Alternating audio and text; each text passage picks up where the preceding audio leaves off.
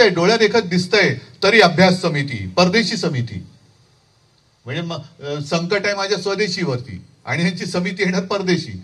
परदेशी नाव या म्हणून मी गंमत करतो, नाही तर लोक म्हणतील पुन्हा त्याच्यावर मुख्यमंत्री बोलतील यांना तेही सुद्धा कळत नाही.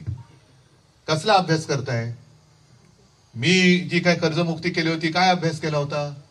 हा, आणि कर्जमुक्ती करणं म्हणजे काय उपकार नाही करत.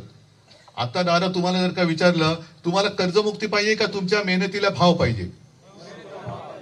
विषय सोपा आहे, मेहनतीला भाव द्या.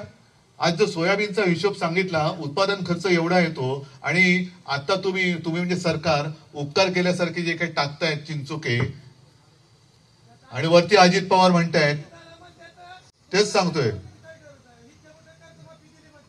अजित पवार, तेच सांगतोय. अजित पवार सांगतायत की दरवेळेला तुम्हाला फुकट फुकट फुकट कशाला पाहिजे? नकोय आम्हाला फुकट, पण आमचं आयुष्य फुकट चाललंय, त्याची दाद आम्ही तुमच्याकडे मागतोय.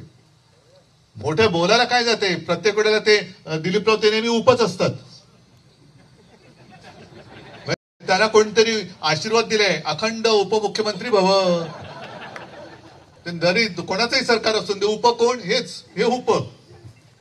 तर हे असे उप हे सांगतात आम्हाला, म्हणजे काही हे आणि वाटेल ते करायचं आणि पुन्हा जाऊन खुर्चीवरती बसायचं आणि शेतकऱ्यांना सल्ले द्यायचे. प्रत्येक वेळेला फुकट फुकट काय पाहिजे, जरा हातपाय हलवा. म्हणून मी त्यांना म्हटलं की शेतकरी हातपाय हलवतोय, तुम्ही पण हलवा जरा. म्हणजे सही करायला हात हलवणार कर्जमुक्तीचा. पण हे सरकार दगाबाज आहे. मी का म्हणतोय, का आम्ही दगाबाज म्हणतोय? केवळ विरोधी पक्ष म्हणून नाही म्हणत. तर अजित पवारच म्हणालेत की आम्हाला जिंकायचं होतं म्हणून आम्ही सांगितलं आम्ही कर्जमुक्त करू. फसलात ना तुम्ही. लाडक्या बहिणी, आता इकडे महिला आहेत तुमच्या घरात सुद्धा, ताई माई अक्का सगळ्या आहेत. हा, किती जणींना मिळतात 1500 रुपये?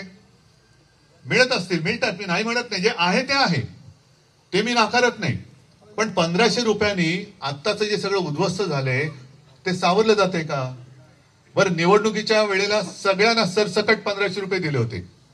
आता काय करतायत? कुटुंबातील दोघींना मिळणार. बरोबर. म्हणजे मी सकाळी असंच म्हटलं की आपले मोहनराव भागवत, RSSचे सरसंघचालक दिलीपराव ते सांगतायत की कुटुंब वाढवा.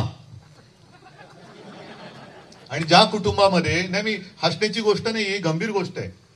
ज्या कुटुंबामध्ये एकत्रित कुटुंब आहे, आई आहे, 2-3 मुली आहेत, सासू आहेत, समजा 2 सुना आहेत, अशा कुटुंबामध्ये तुम्ही दोघी जणींना देणार म्हणजे कुटुंबामध्ये भांडण नाही लागणार. आणि ते कोणाला द्यायचं ही जबाबदारी कुटुंब प्रमुखावर, म्हणजे भांडण लावणारा तू, मी नाही. हे असे दळबद्री यांच्या या योजना. म्हणजे आधी करायचं जाहीर, सगळी मतं घ्यायची, जिंकण्यासाठी वाटेल ते करायचं. मागे असंच सगळं झालं होतं. बरं, वीज बिल माफ करणार, कृषी पंपाचं वीज बिल माफ झालं असेल, झालंय का रे? नाही झालं असेल तर हो सांगा, उगाच खोटं नाही बोलायचं. मग कुठे गेलं ते वीज बिल माफीची गोष्ट? बरं, काही ठिकाणी समजा कृषी पंपाचं वीज बिल माफ झालं असेल, वीज येत असेल, पण जमीन खरडून गेले, काय लावायचं पंप? कुठे लावणार पंप? हा, म्हणजे जमीन खरडून गेले पण वीज बिल माफ आहे की नाही? अरे करू काय, डोका आपटू पंपावर? पीक विम्याचे पैसे किती जणांना मिळाले? काहीच नाही मिळाले. म्हणजे ही सगळी थापेबाजी, म्हणून हे दगाबाज सरकार आहे. विम्याचे पैसे नाहीयेत, नुकसान भरपाईचे पैसे नाहीयेत, कर्जमुक्तीचे पैसे नाहीयेत.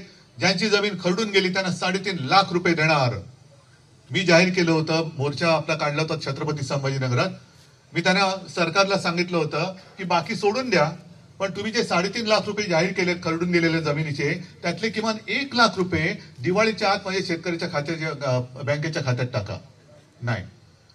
मग आता कर्जमाफी, कर्जमुक्ती आम्ही देणार. कधी देणार? जून मध्ये. हा, म्हणजे तोपर्यंत निवडणुका होऊन गेल्या, लावला तुमच्या कोपऱ्याला गुळ. म्हणजे आता येणार घोड्यावर बसून मत द्या, मत द्या, मत द्या, मत द्या, आम्ही कर्जमुक्ती तुमची जून मध्ये करणार. का आत्ता का काय पंचांग काढलंय? हा, की तुम्ही संवत्सर बघताय, शके बघताय, आणखीन काही